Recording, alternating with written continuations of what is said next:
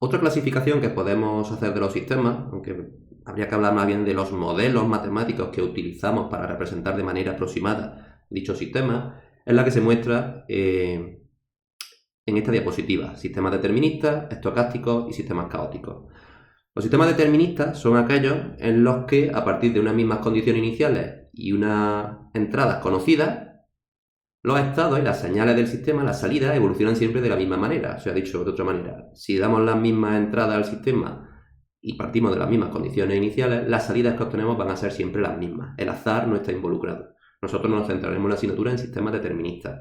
Pero hay otros, como son los sistemas estocásticos, donde de alguna forma aparece involucrado el azar. Aparecen variables aleatorias, que hace que ante una misma entrada y condiciones iniciales se obtengan salidas diferentes. Un ejemplo pues sería cuando tiramos un dado, el momento en el que se produce el fallo de una máquina.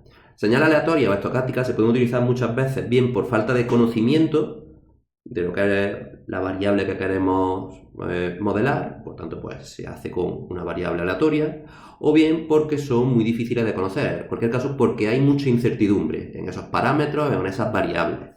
Ejemplo es también el ruido de medida. Entonces fijaros en esta figura de aquí, donde ante un mismo experimento, partiendo de unas mismas condiciones, pues se obtienen distintas señales, estas que se ven aquí. Es verdad que luego pues, se pueden hacer análisis estadísticos para determinar, por ejemplo, cuál es el valor promedio de la salida, cuál es su varianza, y temas así, ¿no? Y luego, por último, tenemos sistemas caóticos, que realmente son sistemas deterministas, pero que son muy sensibles a variaciones en las condiciones iniciales.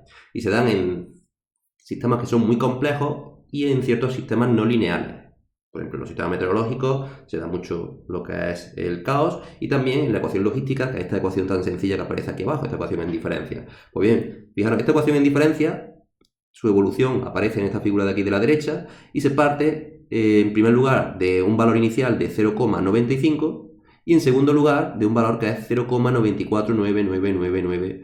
Todo el mundo estará de acuerdo en que estos dos valores prácticamente se puede decir que son el mismo. Sin embargo, si vemos la evolución de esta ecuación en diferencia a lo largo del tiempo, vemos que al principio se obtienen valores que son iguales, pero a medida que van evolucionando las iteraciones, empiezan a aparecer ciertas diferencias, de tal manera que al final las respuestas no se parecen y se obtienen salidas diferentes, digamos que a largo plazo, para condiciones iniciales que prácticamente son la misma. Este tipo de aproximación, de hecho, siempre se da en los ordenadores, porque siempre hay algún tipo de aproximación numérica a la hora de redondear en función del número de bits que se utilicen. Aparte, en los sistemas caóticos pues, aparecen también otro tipo de fenómenos, de bifurcaciones, etc. Pero nosotros en sistemas caóticos no vemos en esta asignatura. Otra clasificación pues, sería la de sistemas lineales o sistemas no lineales, que en verdad serían más bien modelos lineales o modelos no lineales, porque en la realidad todos los sistemas reales son no lineales. Bien, sistemas lineales son aquellos cuya dinámica se puede representar por ecuaciones diferenciales lineales, donde la variable dependiente y sus derivadas pues, no aparecen ni elevadas al cuadrado ni multiplicadas entre sí. La ventaja que tienen los sistemas lineales, que son los que nosotros utilizaremos en la asignatura, es que cumplen el principio de superposición. Entonces, ante distintas entradas se pueden calcular el efecto de cada una de ellas por separado y luego sumar, como se hace en los circuitos eléctricos, el principio de adición y proporcionalidad respecto a las entradas. Y además, cuando interconectamos varios sistemas no lineales, el sistema que se obtiene sigue siendo lineal, lo cual, eso luego lo veremos en el álgebra de bloques, que al unir o interconectar distintos bloques, si lo que hay en ellos representados son sistemas lineales, pues nos permite agruparlos en un único sistema. Los sistemas lineales, a su vez, se pueden clasificar en sistemas lineales invariantes en el tiempo y sistemas variantes en el tiempo, atendiendo a si su dinámica cambia o no con el tiempo. Cuando, por ejemplo, los coeficientes de la ecuación diferencial son constantes, pues se dice que la dinámica es constante y por tanto no depende del tiempo. Esos son los sistemas en los que nosotros nos centraremos. Sin embargo, los sistemas variantes en el tiempo tienen coeficientes, como por ejemplo ocurre en esta ecuación, que dependen del tiempo y por tanto cambian en función de lo que sea PDT, de la expresión de PDT y QDT, pues esa ecuación diferencial, su dinámica cambiará en el tiempo. Si esto fuesen constantes, por ejemplo 3 o 2, pues esta ecuación diferencial sería la de un sistema LTI. Un ejemplo de sistema variante en el tiempo es, por ejemplo, la dinámica de un cohete.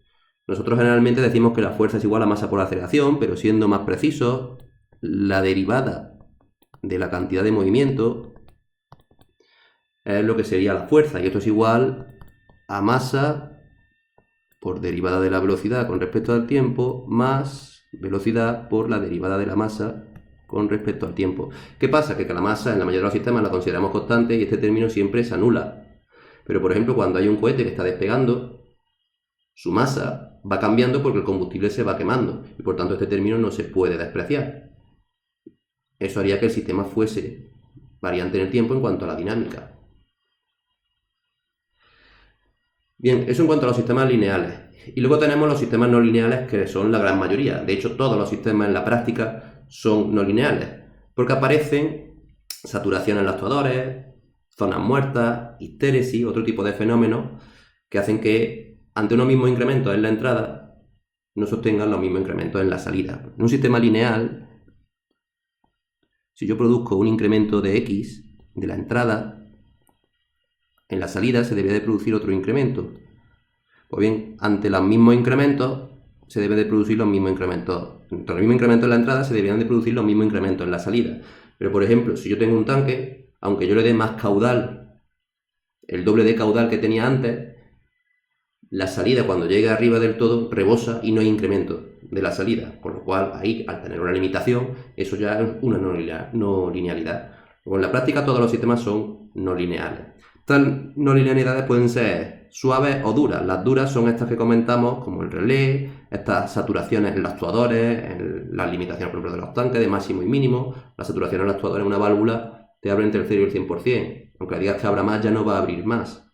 Bueno, estos son ejemplos de lo que serían no linealidades duras, que no se pueden aproximar por otras lineales. Y sin embargo luego tenemos las no linealidades suaves, que se deben a términos de este tipo, donde aparece la derivada de la variable dependiente elevada al cuadrado, o por ejemplo este coeficiente que depende de y multiplica la derivada de y, que como veremos en el tema 3, se pueden aproximar en torno a un punto de operación por ecuaciones lineales.